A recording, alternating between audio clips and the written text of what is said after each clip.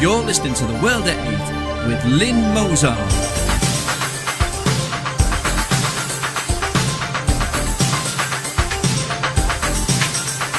The World at 8, the number one in nationalist news.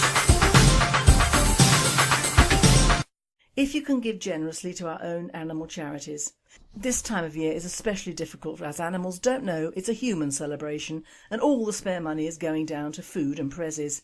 Top of the list for my New Year donations are Animal Aid, the Blue Cross Foundation, Spanner, which is SPANA, the Donkey Sanctuary, World Wildlife Fund, HSI UK, IFAW, which is the International Fund for Animal Welfare, I believe, and our Compassion in World Farming and Network for Animals. Remember, once the animals go, we will not be far behind. Highlights of the news today, Friday, 19th of December 2014. 3 arrested in raid on Manchester slave factory. Up to 200 predators are sharing child abuse images in Staffordshire. Teenager 17 who was sexually exploited by a group of 10 men in Birmingham is pregnant. British girls as young as 14 becoming jihadi brides of Islamic State fighters in Syria. German leader denounces anti-immigrant surge. Spain, Islamic State, 7 held in raids on women recruiters. Austrian Muslims accuse government of rights violations. Pakistan, army kills 32 Taliban militants 4 days after Peshawar school slaughter. Russia's economic turmoil is already spreading to companies in the West and many are bracing for an even bigger blow to earnings. Thought for the day, the diversity deficit, why, where and who cares. And finally, 2 for 1 Day Friday. Now, before we start the last World at 8 before 2015, I would like to thank all our listeners who have been faithful to our news despite all our ups and downs this last year. Next year there will be a World at 8 Facebook page sporting my Unity logo, and I hope that all our listeners and commenters will join us. I will notify you when it's set up. Please note, although still resolutely patriotic, the news is an open podcast and not directly aligned to any one party, person or ethos, except nationalism. We will be on air on January the 2nd, 2015, God willing, and the creek don't rise, or I don't win the lottery. UK news. 3 arrested in raid on Manchester slave factory.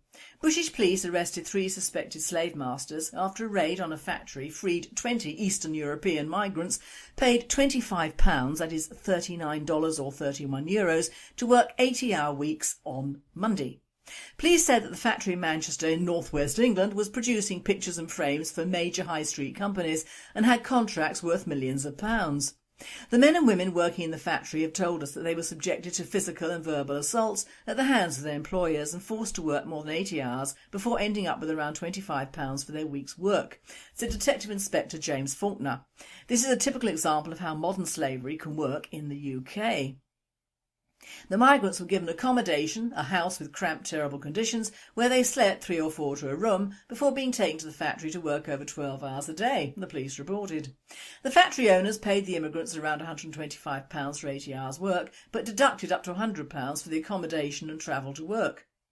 This leaves the men and women effectively working for pennies, while simultaneously ensuring they remain reliant on the people enslaving them, Faulkner added. 3 men aged 51, 43 and 40 were arrested on conspiracy to require another person to perform forced or compulsory labour and conspiracy to commit trafficking offences. The raid was part of an ongoing anti-trafficking effort by Greater Manchester Police called Operation Retriever. An earlier raid in November arrested 15 people and charged 5 for their involvement in a trafficking ring that sold a pregnant woman into a fake marriage and attempted to trick her into having an abortion. World at 8. Slavery works anywhere where there is greed, no conscience and a third world mentality. The Brits got rid of their workhouses 100 years ago, only to have them all back again along with leprosy, smallpox, typhoid and probably Ebola. Wonderful immigration, innit? Up to 200 predators are sharing child abuse images in Staffordshire. Up to 200 predators across Staffordshire are sharing images of child sex abuse online at any one time. Staffordshire Police has revealed the shocking figure after it emerged that there have been 41 sex offenders arrested in 2 separate operations in recent months. Using intelligence from a variety of sources, including police forces abroad, officers have monitored suspects and then seized computers for forensic analysis. Evidence recovered from hard drives has shown images of young people actually being abused. Officers say it's part of a wider problem of child sexual exploitation in Staffordshire, with young people also being groomed online and on the streets. In Staffordshire County Council area alone, 43 youngsters are currently known to be at risk of CSE. In Stoke-on-Trent last year there were 32 cases. World date. The so-called customers or perverts would not have altered in the last few years. Just as sad, but could be younger, mark it now with mobile phones etc. Altogether, not good. Teenager 17 who was sexually exploited by a group of 10 men in Birmingham is pregnant. A 17-year-old girl who was sexually exploited by 10 men is pregnant and claims one of the men is the father of her unborn child. Last month 10 men were given injunctions by Birmingham City Council barring them from contacting the teenager or other under 18s they didn't know after a judge ruled they had been sexually exploiting her. But it has emerged during court hearings into the case that the teenager is pregnant and claims Sarfraz Riaz, one of the men who was given an order to stay away, is the father. The girl had described 32-year-old Riaz as her boyfriend during proceedings at a High Court in London and said he had fathered her child. The council applied to the High Court for civil injunctions against the men to protect the girl from being exploited. Mr Justice Kaheen said last month he was satisfied that each of the men had sexually exploited the girl and made orders barring them from contacting the 17-year-old until she turned 18 and any other under 18s they didn't know. He made orders against Mohammed Anjam, Omar Ahmed, Nazim Khan, Mohammed Javed, Shah Alam, Sajid Hussain, Ramin Aziz, Imranuddin, Mansour Ahmed and Sarfraz Riaz. World at 8. Exploitation is the polite word the Brits use when Muslims rape and abuse children. Riaz should have all his money taken to support this half-caste baby, as British taxpayers should not. British girls as young as 14 becoming jihadi brides of Islamic State fighters in Syria.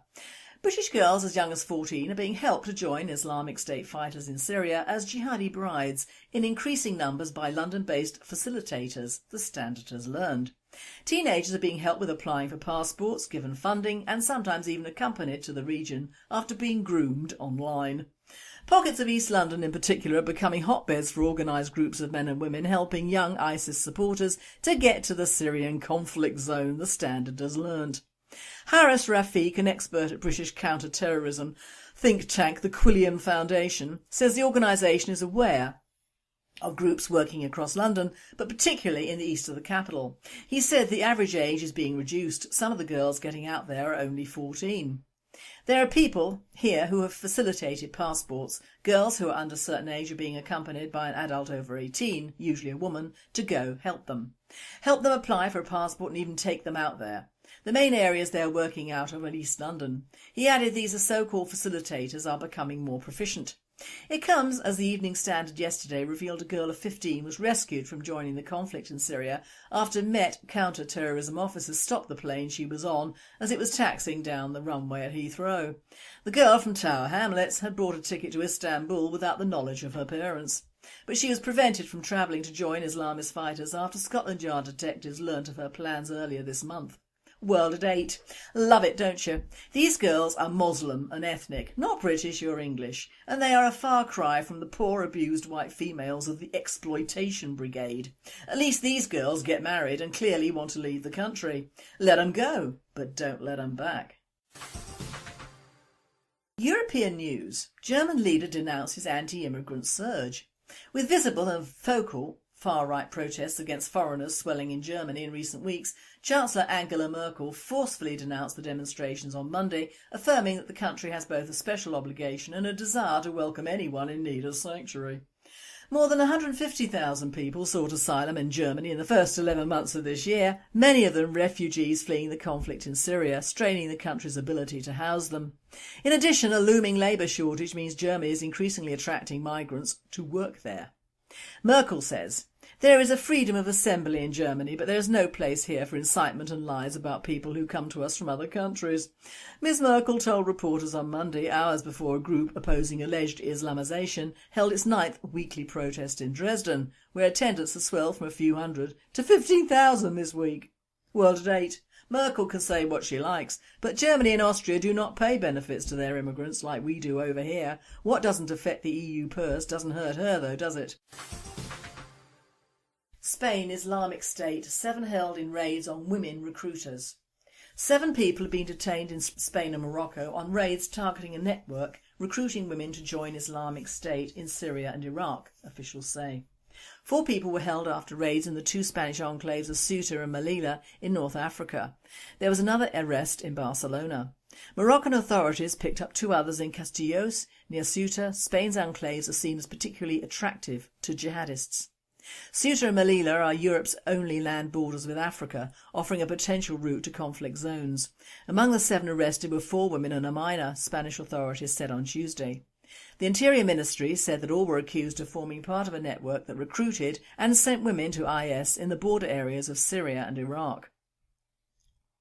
Similar raids were carried out in September, where authorities said the suspected leader of a recruitment cell was detained in Melilla.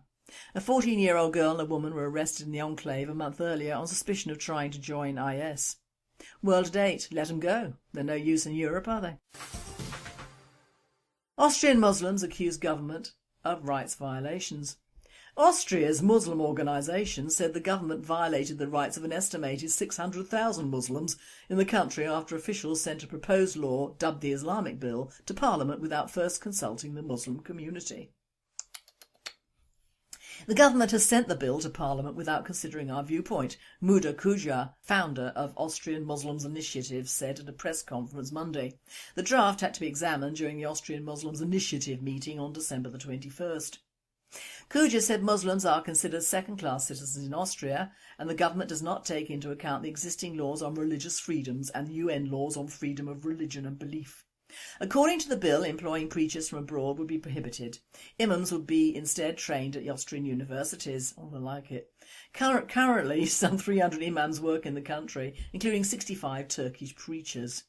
The proposed legislation also contains a new overseas funding ban.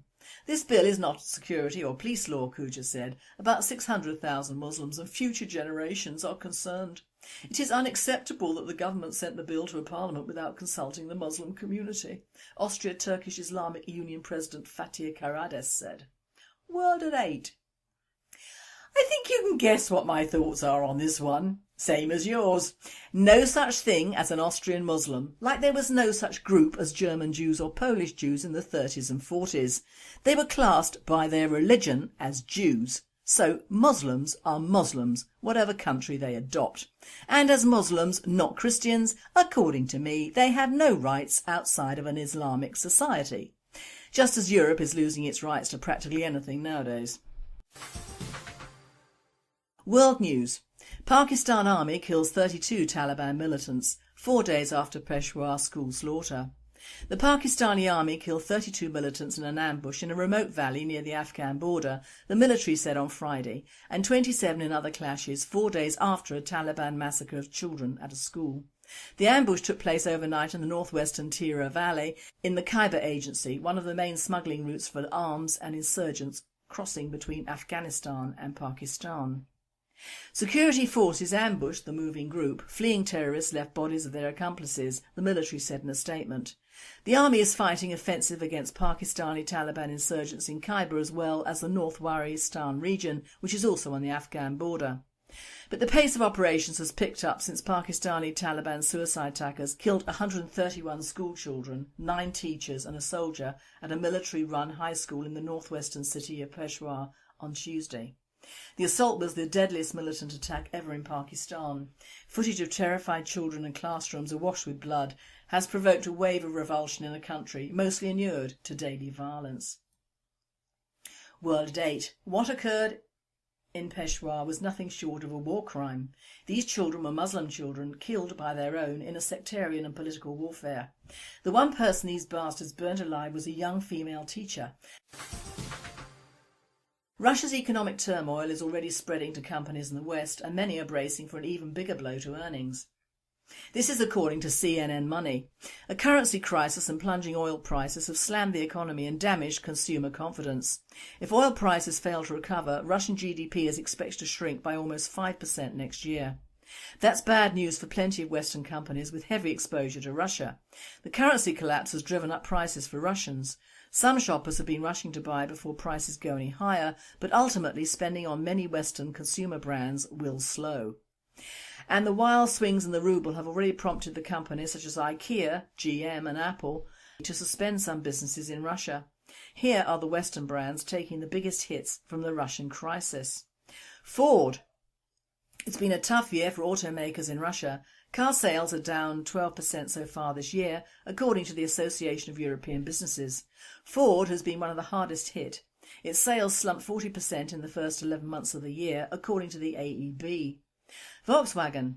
The group's main VW car brand saw Russian sales fall 20% between January and November compared to the same period in 2013, AEB data shows. Carlsberg. Carlsberg CABGY is heavily dependent on sales in Russia, where it is the biggest brewer supplying local brands such as Baltica. Its shares are down more than 20% this year. Adidas. Adidas is one of the biggest retail brands in the country with 1,100 stores. Chief Executive Herbert Hainer said last month that weak consumer sentiment and the falling ruble was hurting its business. BP. Crumbling oil prices and sanctions have dealt a double blow to oil majors in Russia. BP owns a large stake in Rosneft, Russia's biggest oil company. BP shares are trading down 17% this year. ExxonMobil made an Arctic oil discovery with Rosneft earlier this year, but the firm can't push ahead with the project until sanctions imposed over the Ukraine crisis are lifted. Total. The firm shelved plans for a shale exploration venture with Russia's Lukoil due to the sanctions. McDonald's. Earlier this year, Russian officials forced the fast food giant to close 12 restaurants because of sanitary violations. The move was widely believed to be politically motivated. Danone. French food conglomerate Danone is a big player in Russia. The market represents 11% of the group's annual turnover and was the top-ranking country by sales in 2013. Siemens. Siemens' revenue from the country dropped about 14% in fiscal 2014 compared with the previous year. European banks. European banks had $155.9 billion in outstanding loans to Russia at the end of June. US banks have lent a relatively modest $26.1 billion. World date. This will not end well, and the EU should think very carefully about their next move. Thought for the day: the diversity deficit, why, where and who cares? There's been so much to comment on this week, from the awful killings in Pakistan to the almost continual killing of the NHS by our media. Haven't they learnt that there is such a thing as negative reporting? However, on a completely different planet of reporting was the TV thingy on the diversity deficit, to which I've added why, where and who cares. So just before Christmas, the media have decided to try and get us all lovey-dovey over why there aren't enough black or brown people, or yellow or red or green, at the top of corporations or in Parliament. Well, that question can be answered straight out of the anti-diversity cookbook, in that England up to a few years ago was a white country with a white religion and just a few settled and integrated West Indians and Asians. But that was not enough for the EU, the CK plan or the New World Order. They thought there's a country running quite well, with a few manageable migrants, but's running too well, so we'll bugger that one up for good, and they did. So amidst the NHS crisis, not helped by us refusing to train our own nurses, but quite happy to import non-English speaking peoples and or train them up, put the greatest people pressure in certain areas from migrants straight off the banana boat or lorry, and then blame it on the ever-dwindling elderly white population who regularly get it in the neck for not dropping dead and leaving their houses to the Asians next door.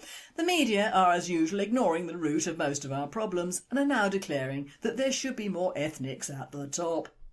My sick bucket is a way off here, so I must type quickly before I bath. Just look at the types running after the lorries and imagine them 5 years from now in this country. Let me know if you spot the odd prime ministers, medical specialists or scientists amongst that lot, won't you? And also let ITV know, as they seem a bit obsessed with that subject. Now the interviewer was a Ms White, who is in fact a Ms Black, and the one thing left out was that you have to be either black or Asian to become a newscaster, reporter or even weather person nowadays. So that's got that covered. The plain fact is that most, if not all, our most recent migrants in the last 20 years have not been employable material outside the back end of a hospital or the front end of a coffee house. Eat that.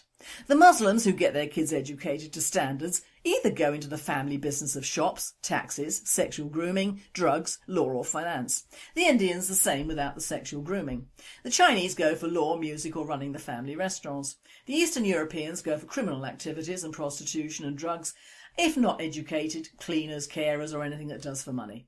The Poles especially are good at having child benefits given them for children not even taking advantage of our free education system.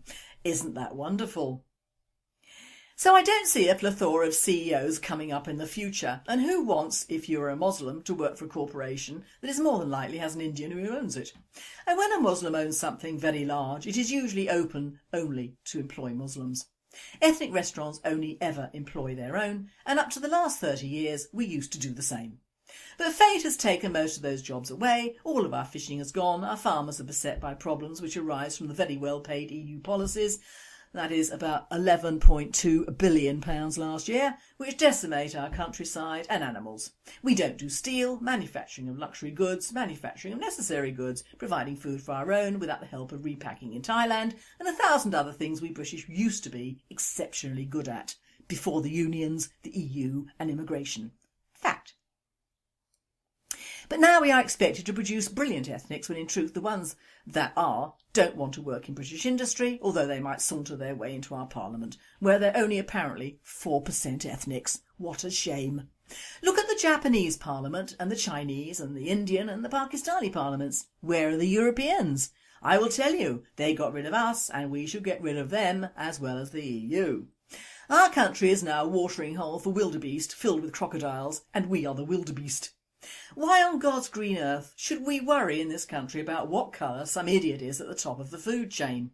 Well, the only reason I can think of is that, as we all know, people other than Brits look after their own, so it will be good night Irene for the rest of ours and us. We should be thinking of how to get back our industries and farming without giving out jobs to foreigners at all. I did notice that although I had to turn off the programme because I was going to do an injury to the television, they harped on the problems with the white EU migrants instead of all the fairly useless and recently arrived Africans, North Africans, Arabs and Asians. Now the EU and the Brits have been advertising jobs and houses for Poles and others for 20 years, and are now seeing the fruition of this wonderfully stupid act just now. Hordes of them everywhere, rather like the sodding Nepalese. We need a Pied Piper of Hampshire or come out of the EU promptly. Let's face it, if we pay an exorbitant amount of money just to have our country taken over, as if you think it is just the Poles who come in, then you are in fairyland. All the world and its mother come in through France, which is an EU country with no travel restrictions, except the poor buggers at Calais trying to pacify them. The EU has constricted British industry and farming and opened their doors for foreigners to come over here. Where do you think the Muslims from Africa go? Most of them over here, and we managed to lose 260,000 of the buggers officially, which means around 500,000 unofficially are roaming around, working or claiming benefits or impregnating our girls, which also brings them money. It's a sad fact of life that we in the West deem everyone to be equal when they're not. Africa has remained the dark continent, not because of white colonisation, but because the average African is not civilised or educated. Asians and Chinese have the capacity to make money anywhere from anything, but making money is not necessarily being at the top of a corporation, or taking responsibility for other people's working lives, or governing a country. Hell, they cannot even govern their own sodding countries, so why give them a chance over here? So I'm gibbering into my pre-Crimbo mulled wine. Well, not really, can't stand mulled wine, but the people of this country should, starting in the new year, really think long and hard over what they want or need, not what strangers or foreigners, however nice they may be, want or need. England for the English, with a few exceptions, is my motto. Viva la cosmopolitan, and damn diversity and the multicultural hellholes. And finally, 2 for 1 day Friday. After his Christmas party, Dave woke up with an awful hangover and was completely unable to recall any of the previous night. He looked at his wife. "Please tell me I didn't do anything embarrassing last night." She raised an eyebrow. "You were worse than embarrassing. You completely insulted your board of directors and your manager, Phil. He's a pretentious idiot, piss on him. You did actually, all over his suit, and ended up getting fired." "Well, fuck him," John mumbled. "I did, and you're back in work on Monday." And a man went into Macquarie Street in Sydney having seen an advert for a gynaecologist assistant.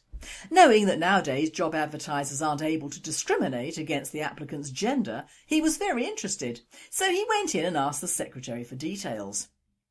She retrieved the file and read to him. "This job entails preparing ladies for the gynaecologist. You'll be responsible for helping them out of their underwear, laying them down and carefully washing their private areas, applying shaving foam to the necessary parts and removing all unwanted foliage, and finally you'll be required to rub in soothing oils in preparation for the gynaecologist examination." Then she told him the annual salary is $100,000 a year, and if you're interested you'll have to go to Darwin. "My goodness," exclaimed the man. "Is that where the job is?" "No," she answered. "No, that's where the end of the queue is." You've been listening to The World at 8. I am Lynn Mozart, and I and the team at World at 8 and Radio Britain wish you all a very happy Christmas and a prosperous and peaceful New Year. Conspiracy to require another person to perform forced or compulsory labour, and conspiracy to commit trafficking offences. The raid was part of an ongoing anti-trafficking effort by Greater Manchester Police called Operation Retriever. An earlier raid in November arrested 15 people and charged 5 for their involvement in a trafficking ring that sold a pregnant woman into a fake marriage and attempted to trick her into having an abortion. World at 8. Slavery works anywhere where there is greed, no conscience and a third world mentality. The Brits got rid of their workhouses 100 years ago, only to have them all back again along with leprosy, smallpox, typhoid and probably Ebola. Wonderful immigration, isn't it? Up to 200 predators are sharing child abuse images in Staffordshire. Up to 200 predators across Staffordshire are sharing images of child sex abuse online at any one time. Staffordshire Police has revealed the shocking figure after it emerged that there have been 41 sex offenders arrested in 2 separate operations in recent months. And who cares? And finally, 2 for 1 Day Friday. Now, before we start the last World at 8 before 2015, I would like to thank all our listeners who have been faithful to our news despite all our ups and downs this last year. Next year there will be a World at 8 Facebook page sporting my Unity logo, and I hope that all our listeners and commenters will join us. I will notify you when it's set up. Please note, although still resolutely patriotic, the news is an open podcast and not directly aligned to any one party, person or ethos, except nationalism. We will be on air on January the 2nd, 2015, God willing, and the creek don't rise, or I don't win the lottery. UK news. 3 arrested in raid on Manchester slave factory. British police arrested 3 suspected slave masters after a raid on a factory freed 20 Eastern European migrants, paid £25, that is $39 or be far behind. Highlights of the news today, Friday 19th of December 2014. 3 arrested in raid on Manchester slave factory. Up to 200 predators are sharing child abuse images in Staffordshire. Teenager 17 who was sexually exploited by a group of 10 men in Birmingham is pregnant. British girls as young as 14 becoming jihadi brides of Islamic State fighters in Syria. German leader denounces anti-immigrant surge. Spain, Islamic State, 7 held in raids on women recruiters. Austrian Muslims accuse government of rights violations. Pakistan, army kills 32 Taliban militants 4 days after Peshawar school slaughter. Russia's economic turmoil is already spreading to companies in the West, and many are bracing for an even bigger blow to earnings. Thought for the day, the diversity deficit. Why, where €31 to work 80-hour weeks on Monday. Police said that the factory in Manchester in northwest England was producing pictures and frames for major high street companies and had contracts worth millions of pounds. The men and women working in the factory have told us that they were subjected to physical and verbal assaults at the hands of their employers and forced to work more than 80 hours before ending up with around £25 for their week's work, said Detective Inspector James Faulkner. This is a typical example of how modern slavery can work in the UK. The migrants were given accommodation, a house with cramped, terrible conditions, where they slept 3 or 4 to a room before being taken to the factory to work over 12 hours a day, the police reported. The factory owners paid the immigrants around £125 for 80 hours work, but deducted up to £100 for the accommodation and travel to work. This leaves the men and women effectively working for pennies, while simultaneously ensuring they remain reliant on the people enslaving them, Faulkner added. 3 men aged 51, 43 and 40 were arrested on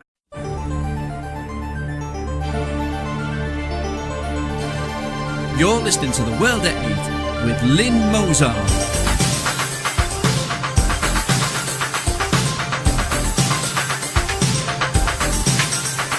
The World at 8, the number 1 in nationalist news.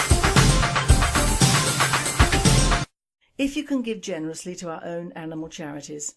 This time of year is especially difficult as animals don't know it's a human celebration and all the spare money is going down to food and prezzies. Top of the list for my New Year donations are Animal Aid, the Blue Cross Foundation, Spanner, which is SPANA, the Donkey Sanctuary, World Wildlife Fund, HSI UK, IFAW, which is the International Fund for Animal Welfare, I believe, and our Compassion in World Farming and Network for Animals. Remember, once the animals go, we will not